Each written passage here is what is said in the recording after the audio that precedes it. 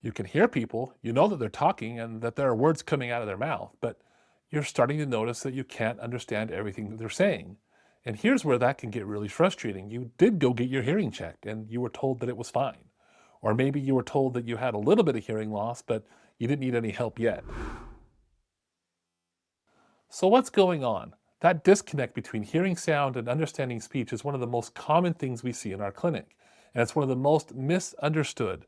Most people assume that if you can hear, you can understand. That's not how it works. I'm Dr. Layne Garrett, founder of Timpanogos Hearing and Tinnitus in Utah, and I've been treating people with hearing loss for over 20 years.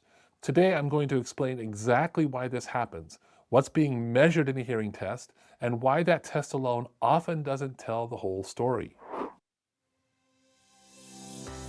If you're navigating hearing loss or struggling with ringing in your ears, then you've come to the right place. The All Ears Hearing and Tinnitus podcast is your go-to source for expert insights, real stories, and cutting-edge solutions in hearing health. We'll dive into the latest advancements in hearing healthcare, explore groundbreaking treatments for tinnitus, and offer practical tips for better hearing. Here to help you tune into a world of better hearing, here's your host from Timpanogos Hearing and Tinnitus, Dr. Layne Garrett.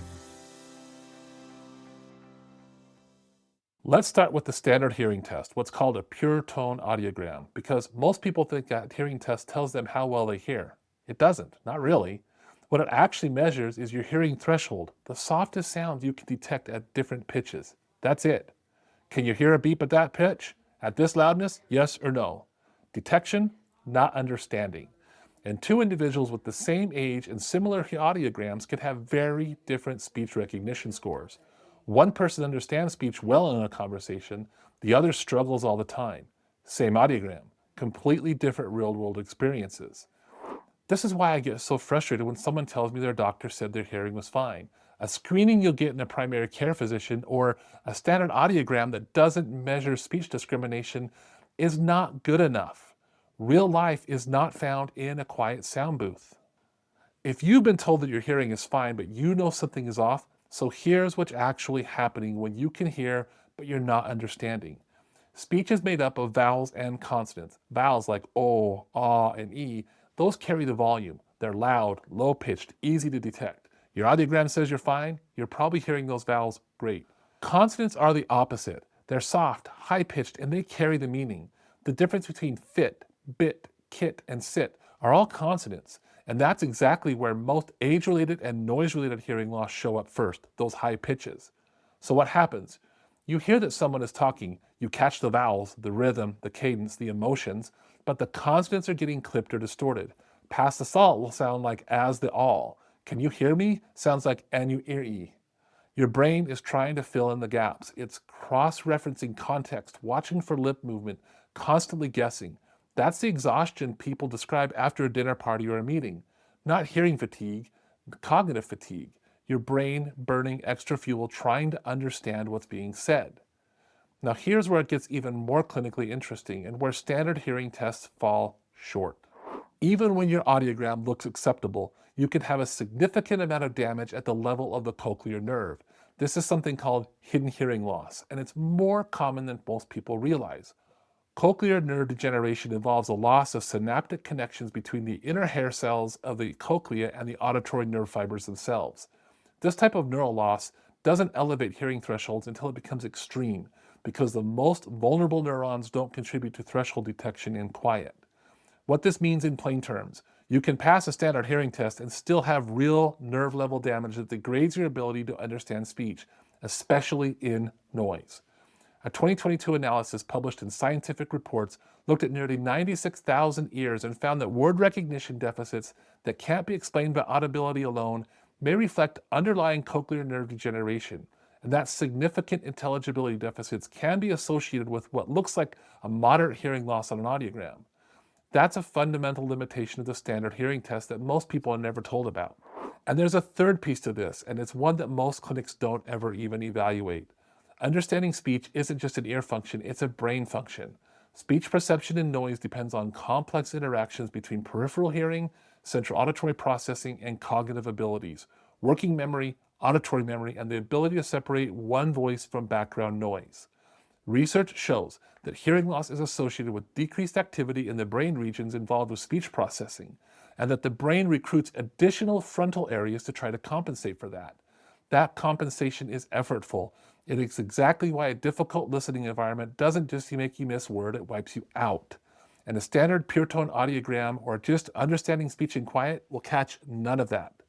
So if you had that type of hearing test in a quiet booth with just beeps, or you were asked to repeat words in quiet, you didn't get a complete evaluation. You got a screening. A thorough hearing workup will not only measure how well you can hear beeps, but it's going to look to see how well you understand speech in quiet. We want to see scores that are better than 80%. But you also should have tests like speech and noise testing, like a quick SIN, because a quiet booth tells me almost nothing about how you function in a restaurant or in a meeting. Extended high-frequency audiometry matters as well.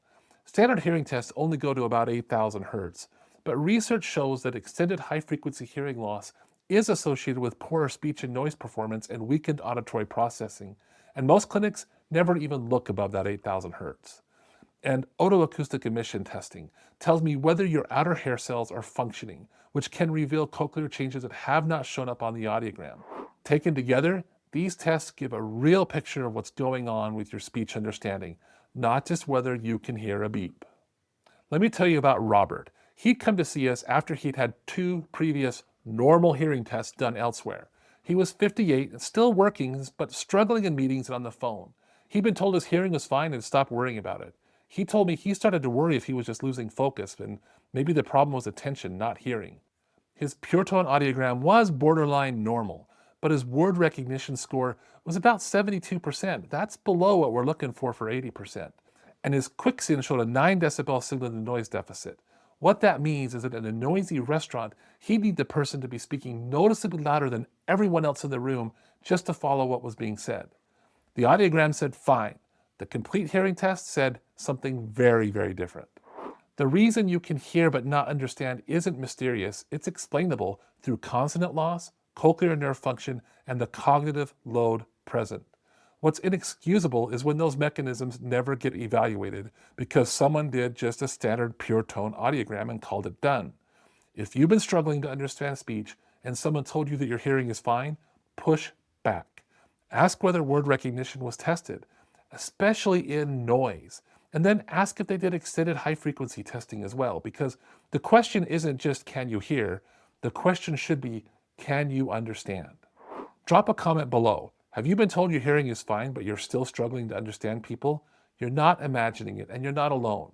If you want to know exactly what a complete evaluation should include, the tests, what they measure, and what to ask for, that's all in our Learning Center. You can find a link in the description. And if you're here in Northern Utah and ready for a real workup, it's word understanding in quiet and in noise with extended high-frequency testing, the full picture, you can schedule an appointment in one of our clinics. A link to do that's also in the description. Please don't settle for hearing screenings when what you need is a real answer.